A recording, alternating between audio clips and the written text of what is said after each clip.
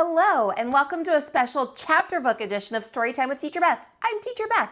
Today we'll be reading Magic Treehouse number 1, Dinosaurs Before Dark, written by Mary Pope Osbourne. If you have a copy and you'd like to read along, go ahead and grab it now. If not, you can click the link below where you can find your own copy. Chapter 10, Home Before Dark. A bird began to sing. Jack opened his eyes. He was still pointing at the picture of Frog Creek Woods. He peeked out of the treehouse window. Outside, he saw the exact same view. "We're home," whispered Annie. The woods were lit with a golden late afternoon light. The sun was about to set. No time had passed since they left. "Jack!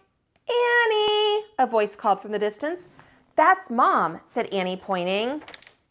Jack saw their mother far away. She was standing in front of their house. She looked very tiny. "Annie! Jack!" she called. Annie stuck out her head out the window and shouted, "Coming!" Jack still felt dazed. He just stared at Annie. "What happened to us?" "We took a trip in a magic treehouse," said Annie simply. "But it's the same time as when we left," said Jack. Annie shrugged.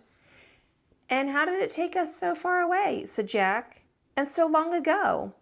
"You just looked at the book and said you wished you could go there," said Annie, "and the magic treehouse took us there." "But how?" said Jack. "Who built this magic treehouse?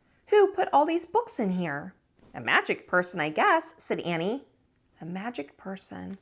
Oh, look," said Jack. "I almost forgot about this." He reached into his pocket and pulled out the gold medallion. "Someone lost this back there in Dinosaur Land. Look, there's a letter M on it."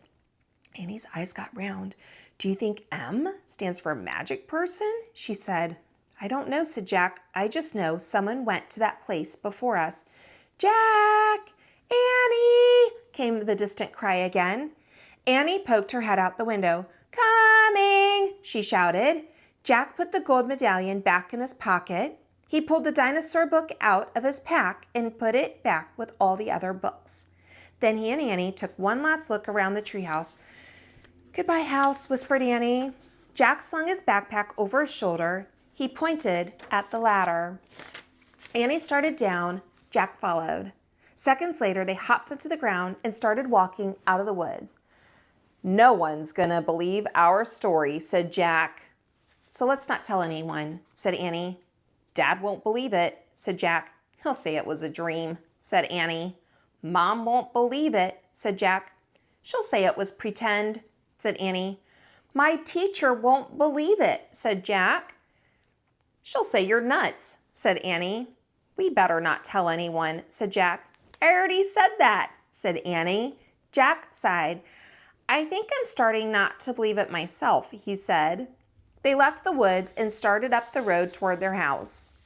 As they walked past all the houses on their street, the trip to Dinosaur Time did seem more and more like a dream.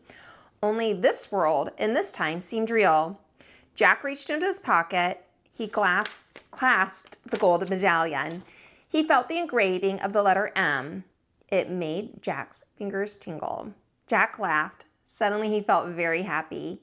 He couldn't explain what had happened today, but he knew for sure that their trip in the magic treehouse had been real. Absolutely real. "Tomorrow," Jack said softly, "we'll go back into the woods." "Of course," said Annie. "And we'll climb up to the treehouse," said Jack. "Of course," said Annie. "And we'll see what happens next," said Jack. "Of course," said Annie. "Race you." And they took off together, running for their home. That was Magic Treehouse number 1, Dinosaurs Before Dark by Mary Pope Osbourne. Make sure you like, subscribe, and ring that bell. I'll see you next time on Storytime with Teacher Beth. Bye.